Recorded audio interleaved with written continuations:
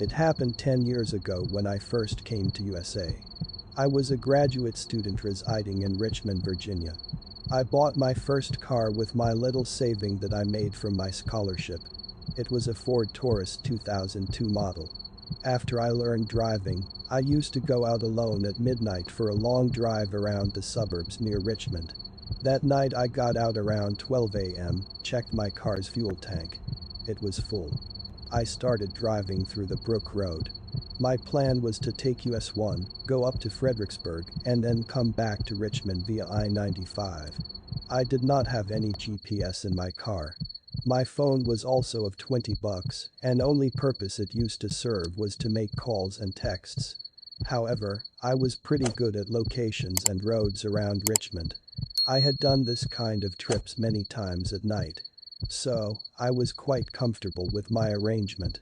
However, that night brought a highly unexpected incident which haunts me down till this day. So, I was driving on US 1. Usually, there were few cars at that time on road. I turned on my FM with country music. It was heavenly experience. After driving for about 15 minutes, I found that I am getting followed by a truck using a high beam. It irritated me as I was getting blindsided by the light reflecting on my rear view mirror. So, I intentionally reduced the speed to let it pass. It did not do so. I got confirmed that it was following me. It continued to follow me for about 10 more minutes or so. After getting a bit scared, I turned on my emergency light and stopped my car on the side of the road.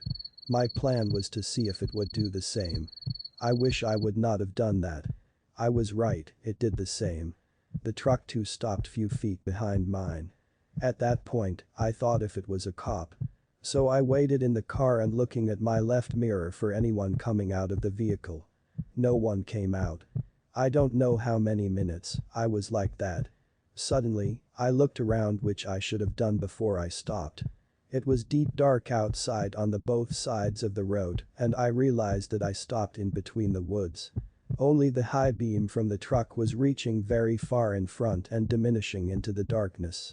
Had I not been so focused on that truck, I would have noticed that it was definitely not a place where you stop for an emergency.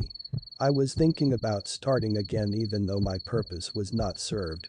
Right at that moment, what I saw had almost stopped my heartbeat.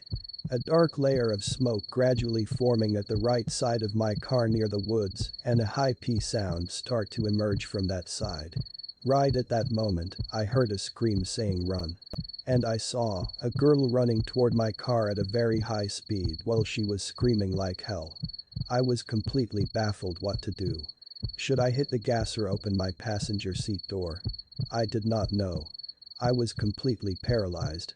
The girl started banging my passenger door requesting me to open it. I could only see a totally deformed face from the light of the truck, maybe covered with blood. I was about to open the door. Suddenly I heard a very loud horn, and before I could react, I was hit by the truck behind me. My head banged on my steering wheel. Everything happened so fast that I had no time to react.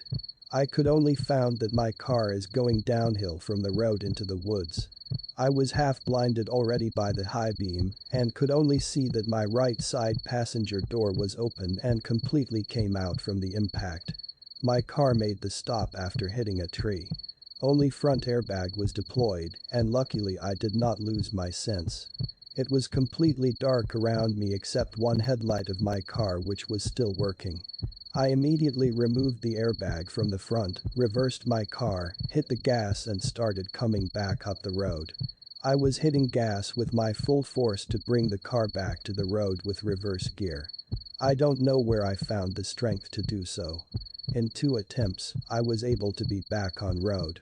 To my surprise, I could not see any truck or any other vehicle on the road. It was as dark as it can be. But I could hear the high-pitched sound. Run. I don't remember how long I was driving after that. I was losing my sense when I saw the ramp to I-95. I was only able to make a call to 911 asking for help. When I regained my senses, I was in a hospital bed in Richmond. Luckily I had only few stitches here and there and they let me go on the same day. It was always a mystery to me what happened to that girl, and where did the truck go with that short period of time. I went back to that place with police the same day I got out of the hospital, but we did not find anything other than the tree where I hit my car. Police was still investigating. I never heard any update from them about this till this day.